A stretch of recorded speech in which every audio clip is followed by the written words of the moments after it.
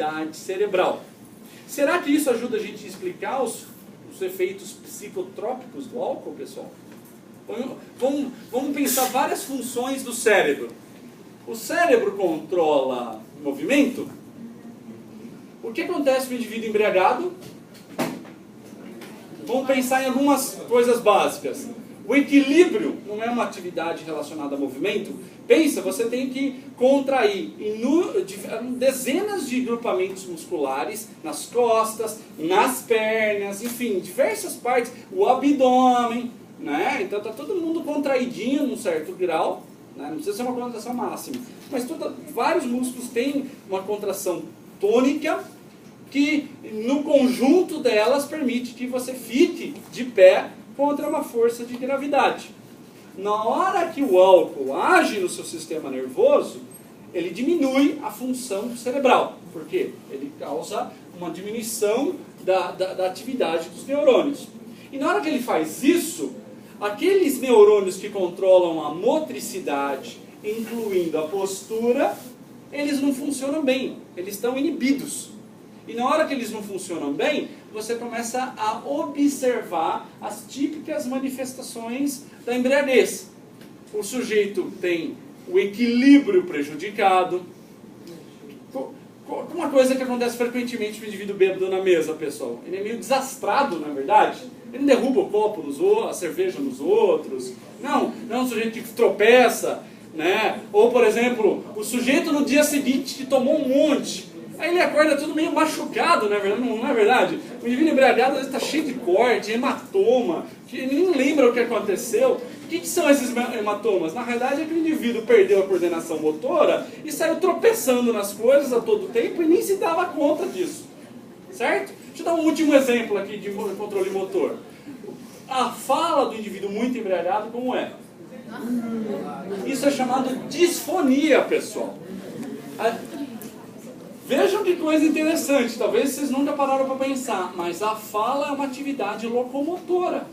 Você tem que coordenar músculos da corda vocal, da boca, da língua, do lábio, músculos da respiração, tem tudo ser muito bem coordenadinho para que você consiga falar. Na hora que você tem uma supressão da função da motricidade, pela inibição do álcool, você perde isso.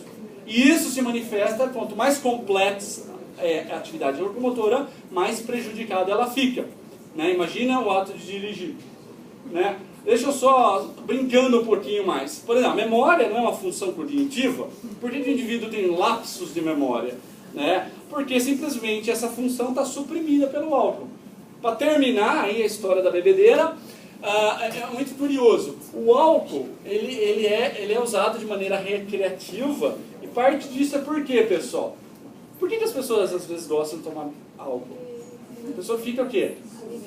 Desinibida, né? A pessoa que era tímida fica aquela pessoa mais solta. É verdade, pessoal? Sim ou não? Como que você explica esse fenômeno agora com base nos conhecimentos que vocês têm sobre o álcool, pessoal? O que será que é isso? Hein, pessoal? Como que a gente explica essa desinibição típica que o álcool causa com base naquilo que a gente acabou de aprender? Você está pensando menos. Exatamente. O que acontece? O nosso cérebro é uma máquina constante de fazer continhas. Não necessariamente matemáticas. A todo momento ele está avaliando quais são as consequências dos seus atos. Então, na hora que o professor falou alguma coisa, pode ser que, numa fração de segundos, quando vocês ouviram o que o professor falou, vocês falam, será que eu levanto para fazer uma pergunta? Será que eu faço um comentário para o colega? Será que eu olho o celular? Então, todo momento vocês estão pensando em fazer várias coisas. Cada um desses atos tem consequências, não é verdade? Agora, pensa as consequências sociais de, eventualmente, você tentar ir falar com uma pessoa que você gosta e, de repente, levar um fora. É gostoso levar um fora, pessoal? É gostoso fazer uma coisa que é assim, errada no sentido de que, putz, eu fiz uma tremenda besteira.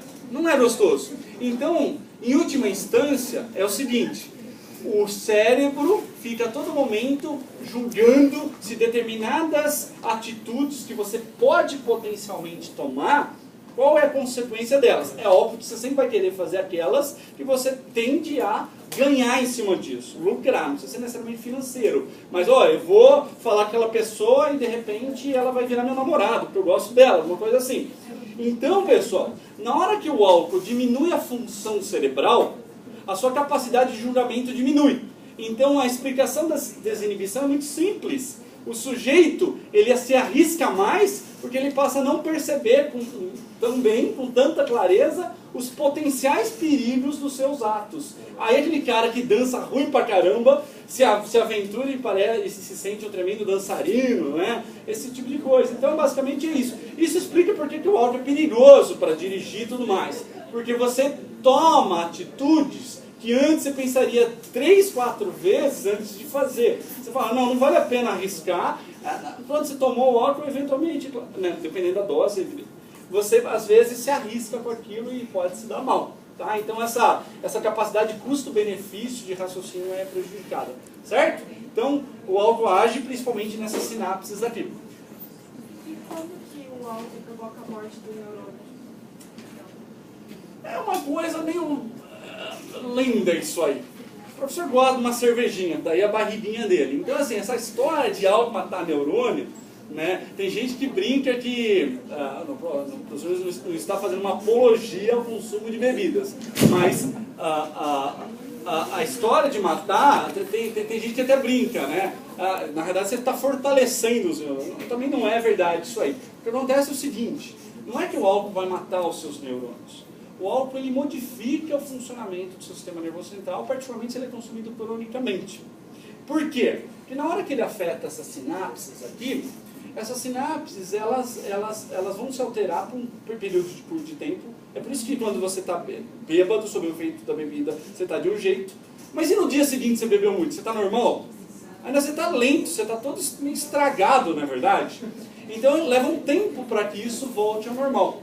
Se você sistematicamente consome álcool em quantidades razoáveis, essas alterações contínuas nessas sinapses, elas começam a ficar assim, permanentes, digamos assim.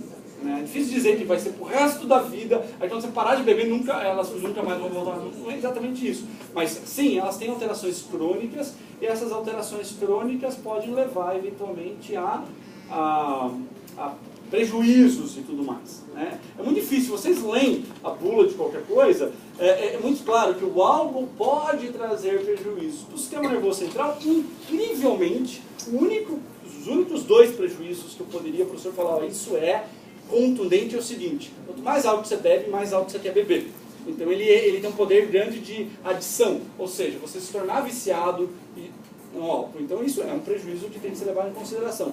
O outro envolve mais processos de desenvolvimento. Por isso que criança não pode beber álcool, adolescente tem que tomar depois, porque você deixa que o sistema nervoso tenha uma maturação suficiente para não sofrer tanta essa influência do desenvolvimento.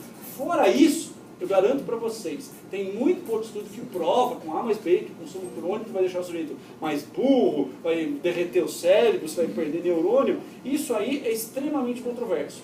O álcool, ele é extremamente danoso para outras células do seu corpo. Por exemplo, normalmente o consumo crônico de álcool vai deixar seu filho de uma porcaria, e a chance que você tem de ter problemas direta ou indiretamente causados por isso é enorme. Daí o fato do álcool diminuir muito a expectativa de vida de usuários crônicos. Não exatamente do seu efeito central, mas por conta dos seus efeitos periféricos. Os efeitos centrais normalmente são mais nocivos, porque o indivíduo embriagado faz um monte de merda. E aí é mais por conta disso, é o sujeito que bate carro, você entendeu? Nesse sentido, é o sujeito que se envolve em briga, é o sujeito que faz uma besteira sem pensar, é nesse sentido primordial. Então é muito curioso que não necessariamente o neurônio morre se você consumir álcool. Eu vou dar um exemplo, assim, talvez para comparação. A maconha, que existe a questão, você ia perguntar sobre isso? Ela tem um efeito muito mais poderoso no sistema nervoso central do que o álcool.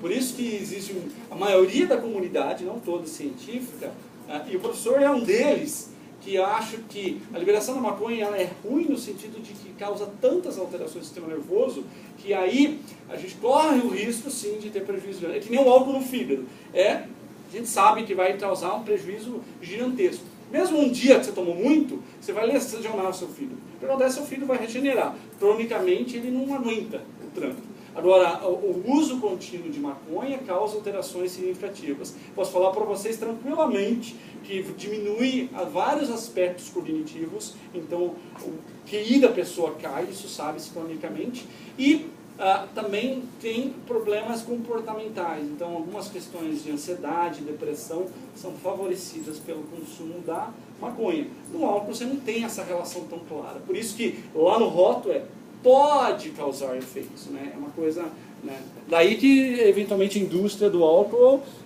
mantém o álcool legal. Tem muita gente que acha que deveria banir. Então como que quem tem Parkinson fuma fica de boa? Então, mas aí que está um negócio. O que eu estou dizendo é numa função cognitiva normal. Agora, você tem inúmeras propriedades dos canabinoides que eventualmente podem ter efeitos terapêuticos. Esse que é o lance, né? Você libera para todo mundo ou libera para uma parte? Você libera para aquilo que... Entendeu? Então, e não só, vocês têm aí inúmeras pesquisas que mostram, em determinada situação, o uso do canabinoide ele é bom. Por exemplo, pessoal, o indivíduo que tem dor crônica por questões... um dos maiores problemas de câncer, principalmente câncer grave, terminal, é dor. As células cancerígenas se espalham tanto que ativam receptores de dores em muitas regiões. Não tem pessoas que simplesmente você pode tomar morfina, você pode tomar a droga, assim, você não consegue bloquear a dor. Aí o sujeito fuma maconha e melhora. Olha que coisa incrível. Então, quer dizer, não dá para dizer que isso não tem propriedades terapêuticas. Tem, mas como qualquer droga no sentido não de ser droga de qualquer fármaco, uma aspirina tem efeito colateral, dependendo daquilo lá, vocês entendem? Então, ele vem com um pacote de efeitos colaterais, né? E nem diz que o álcool é terapêutico. O canabinoide, ele tem uma função terapêutica. Mas, como eu falei, por uma função normal, o usuário crônico, isso tem pesquisas muito claras. Você tem prejuízos crônicos. Então, é uma questão de benefício. Cada um é livre, então, cada um se arrisca, mas o professor desaconselha o uso crônico, pelo menos. Tá bom? Continuando então aqui, pessoal. A glicina é um exemplo de aminoácido inibitório também. Então ela é predominantemente inibitório. A glicina atua principalmente regulando dor. É um grande aminoácido, neurotransmissor do tipo aminoácido, que regula, faz ajustes na nossa percepção dolorosa. Bom, vamos mudar agora para um grupo de neurotransmissores. Né? E esses são muito interessantes. Vocês vão ver, pessoal, que aqui a gente podia passar a aula toda só falando sobre a função desses neurotransmissores, que são do grupo das aminas. As aminas são neurotransmissores, eu já volto nesse slide, tá? Mas todas as aminas, elas derivam de aminoácidos. Então, na realidade, não é que a amina seja um aminoácido. Ela é um subproduto do processamento do aminoácido.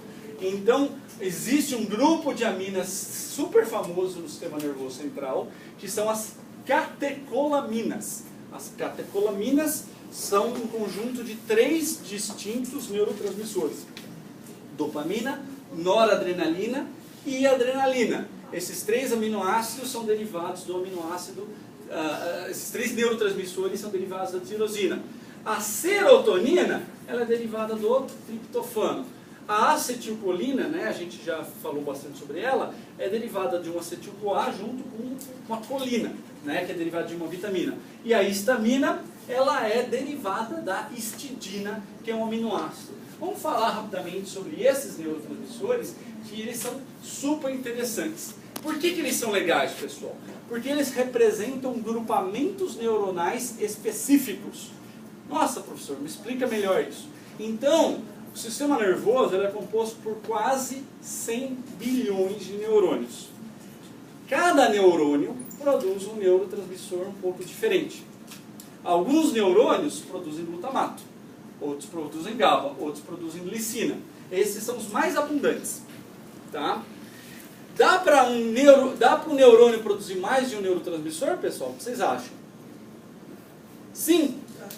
O mais comum é um neurônio, na realidade, conseguir produzir alguns neurotransmissores e liberar eles em algumas sinapses.